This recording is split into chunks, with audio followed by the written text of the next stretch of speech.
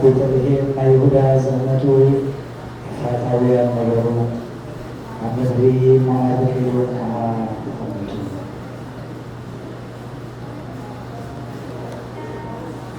This story begins with hunger and ends with hope. It begins with two women walking a dusty road and ends with a legacy marriage to the throne of kings. It is the story of Naomi, a woman who lost everything, and Ruth, a woman who left everything behind. This story is for anyone who has ever felt far from home, anyone who's ever wondered if God still has a plan. Let us begin. Long ago, in the town of Bethlehem, there lived a woman named Naomi, her husband Elimelech, and their two sons, Mahlon and Chilion. But hard times came. The rain stopped, the crops failed, and famine came. There was no food left. Elimelech, what shall we do? We have no more. The fields are empty. We have no more flour, and the children are hungry.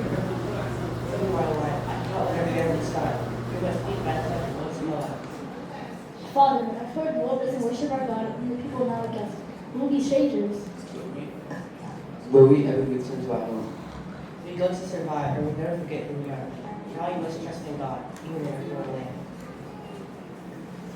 And so Naomi, her husband Elimelech, and their two sons, Mahlon and Chilion, left their home in Bethlehem, hoping to find food and a future in a foreign land. Mother Naomi, I've gathered herbs for supper, and I made the black bread. No bread. Tonight, we eat with the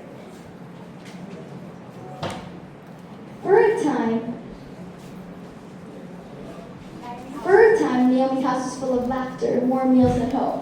But just when things felt whole again, a sorrow came. First, Naomi's husband, Elimelech, died. Then Mahlon, then Chilion. 3 graves and 3 women left behind. My heart is empty. I have no sons, no husband, no future.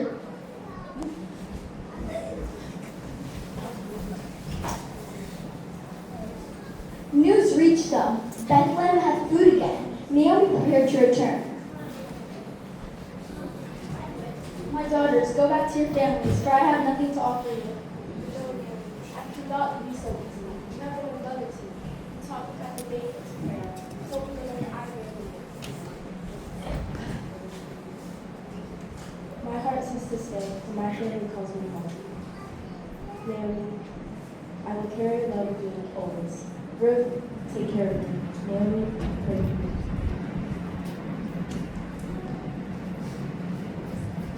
Do not ask me to leave you.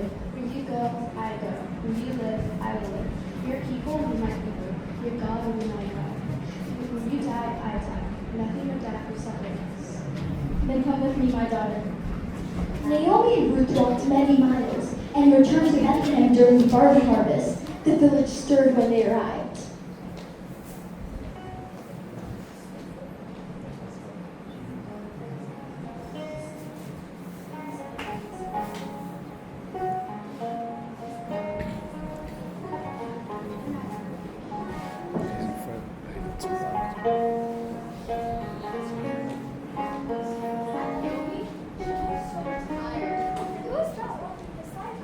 That's rude with all like. You say she left her family to care for her mother-in-law. Isn't that now? Feels a deal that her family is gone. Even with empty hands, she carries hope. Do not call me Naomi, which means pleasant. Call me Mira, which means bitter. For I have left full, and the Lord has brought me back empty. You are not empty. You have returned with someone brave beside you. I have seen him before, but never have I seen someone brave hope too much. I have seen him before, but never have I seen someone brave hope before a man. Those people are walking here. Their hands never be empty again.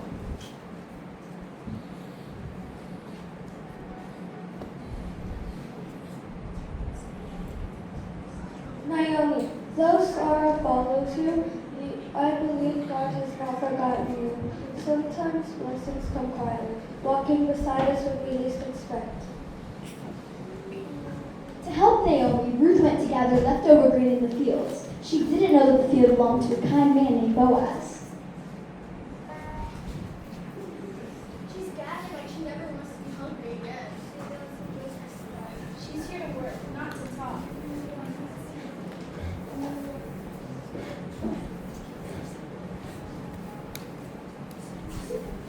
Sister, if you need more, don't be afraid to ask.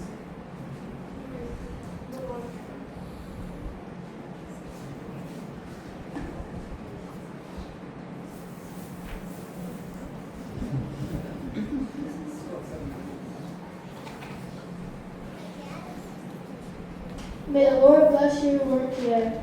And the Lord bless you, Master Boaz. Who is that young woman over there? That's Ruth the Moabite. She's been working here since morning. That's not just hard work, that's devotion. I have heard what you have done. You left your home to take care of Naomi, and may the Lord reward you for your kindness towards her. Stay in my field, we will be safe here. Why are you kind to me, a foreigner? Because the Lord sees faith, even in foreign lands.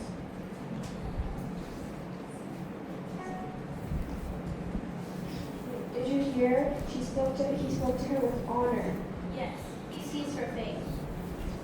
Boaz went to the town gate where decisions were made before elders and witnesses. He chose to marry Ruth and take care of Naomi's family. Today I redeem the land of Naomi and take Ruth the Moabite as my wife. Let the whole town rejoice.